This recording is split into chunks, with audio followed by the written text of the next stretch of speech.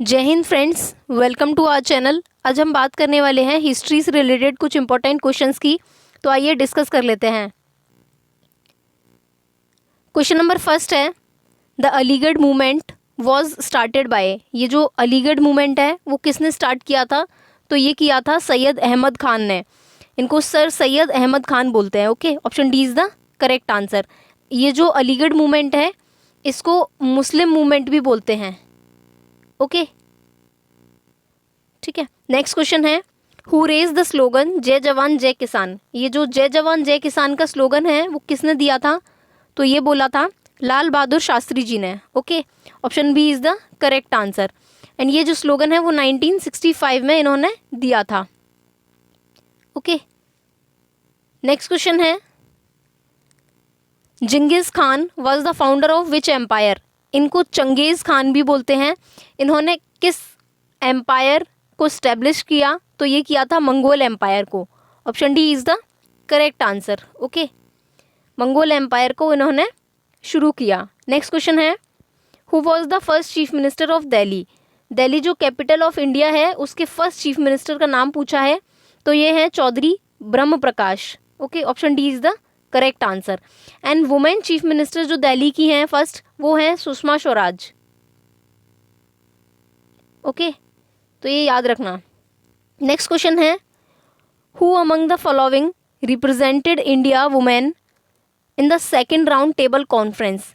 जो इंडिया की वुमेन थी वो सेकेंड राउंड टेबल कॉन्फ्रेंस में किसने इंडिया को रिप्रेजेंट किया था? ओके, तो ये किया था सरोजनी नायडू जी ने। Option C is the correct answer. And ये किया था इन्होंने 7 सितंबर 1931 में। ओके, याद रखिए। नेक्स्ट क्वेश्चन है, Azad Ali Khan is famous for playing. जो अमजद अली खान जी हैं वो क्या बजाते हैं, मतलब कौन सा इंस्ट्रूमेंट बजाते हैं जिसके लिए वो फेमस हैं? तो ये है sarod. Option A is the correct answer. Okay, next question है, कलिंग वॉज सिचुएटेड बिटवीन। ये जो कलिंग का वॉर हुआ था तो ये जो वॉर था वो आज के ओडिशा में हुआ था। ओके, तो ये पूछा गया है कि किन दो रिवर्स के बीच में ये कलिंग जगह जो है वो है। तो ये जो कलिंग सिचुएटेड है वो है महानदी और गोदावरी के बीच में। Okay, option B is the correct answer. Mahanadi and Godavari जो है उनके बीच में ये कलिंग सिचुएटेड है। नेक्स्ट क्वेश्चन है, the red shirt movement was lead by. ये जो रेड शर्ट मूवमेंट है वो किसके द्वारा चलाया गया था? तो ये चलाया गया था अब्दुल गफ़र खान के द्वारा। ओके, तो ऑप्शन सी इसका करेक्ट आंसर हो जाएगा। एंड ये जो मूवमेंट था वो थाईलैंड के प्रेसिडेंट के अगेंस्ट चलाया गया था। ओके, उनको हटाने के लिए बोल सकते हैं। 2006 में चलाया था ये। नेक्स्ट क्वेश्चन है, डांसिंग फिगर ऑफ शिवा। इसको, ये जो डांसिंग फिगर है इसको नटराज की मूर्ति भी बोलते हैं। ओके, 11वीं सेंचुरी में इसको बनाया गया था। तो ये किस रिलीजन से बिलोंग करती है या फिर किस डायनेस्टी से बिलोंग करती है? तो ये है चोला डायनेस्टी से। Option D is the correct answer. South India की ये एक डायनेस्टी थी चोला डायनेस्टी, उससे ये बिलोंग करती है। ओके, नेक्स्ट क्वेश्चन है, which among the following books was not written by sir Aurobindo Ghosh. जो अरविंद घोष जी हैं उनके द्वारा कौन सी बुक नहीं लिखी गई? नॉट रिटन लिखा है। तो ये है prayer and meditations. Prayers and meditation जो बुक है वो अरविंद घोष की नहीं है। ओके, ये मीरा अलफसा की है। ये बुक है जो वो है मीरा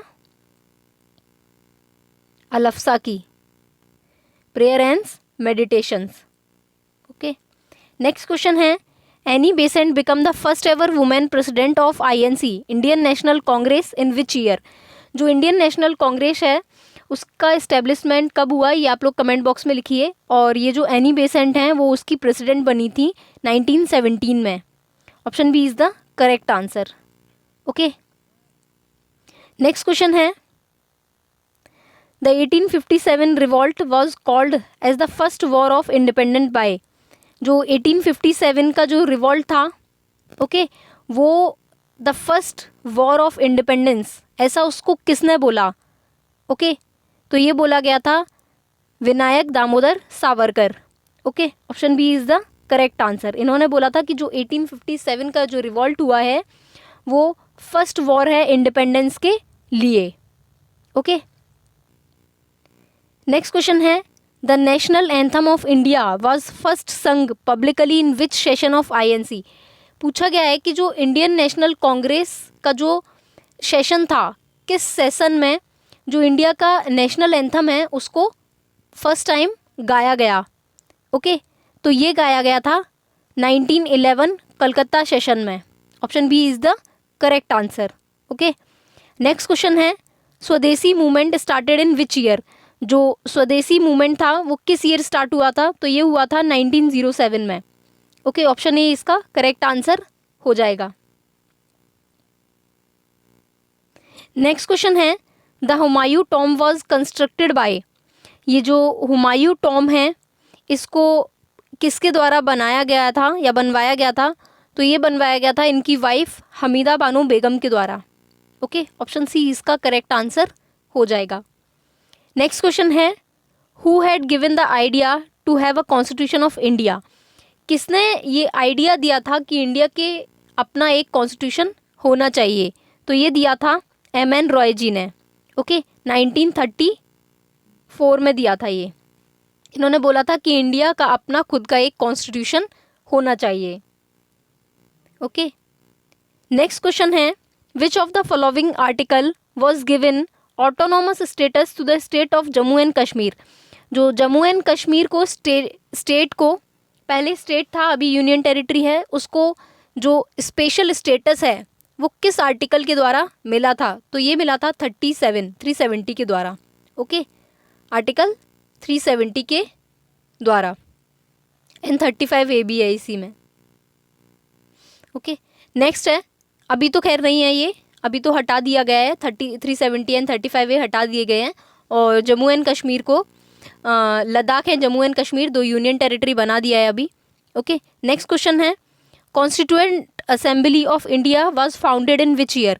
जो कॉन्स्टिट्यूशन असेंबली है इंडिया की वो किस ईयर फाउंड की गई थी? तो ये की गई थी 6 दिसंबर 1946।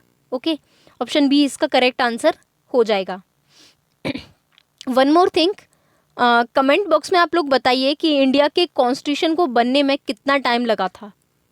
कॉन्स्टिट्यूशन ऑफ इंडिया कितने टाइम में बनकर रेडी हुआ था।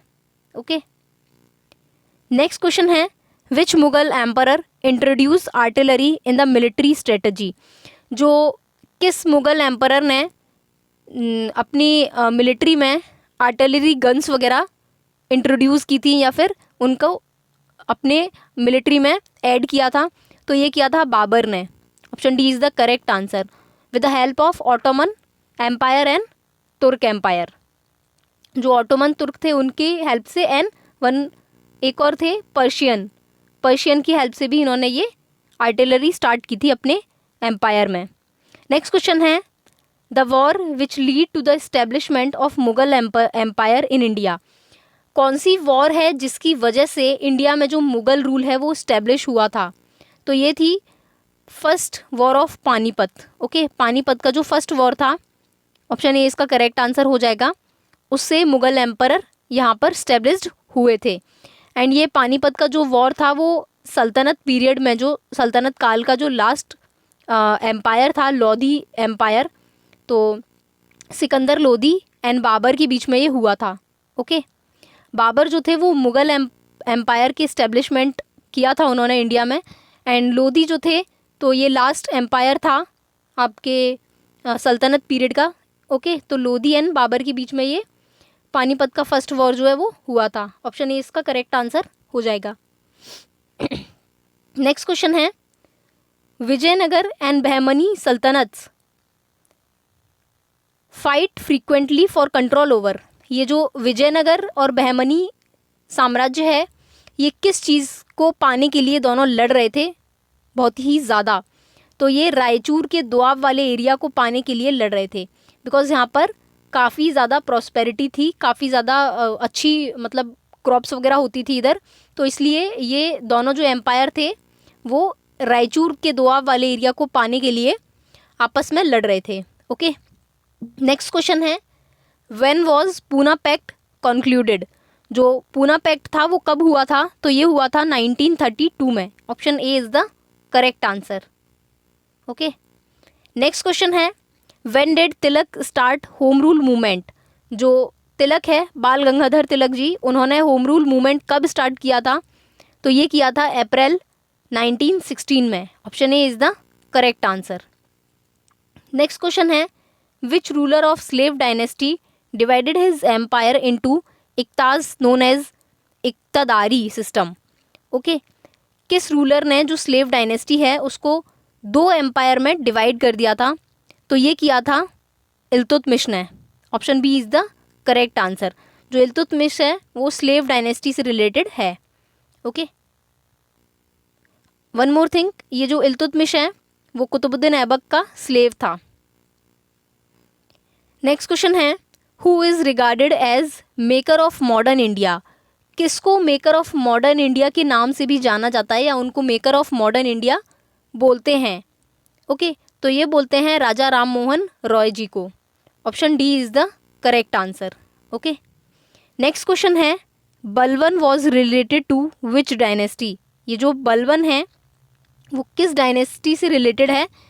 देखिए, वैसे तो जो बलवन है वो स्लेव डायनेस्टी के थे, बट पूछा जाए तो ये मामलुक डायनेस्टी से थे।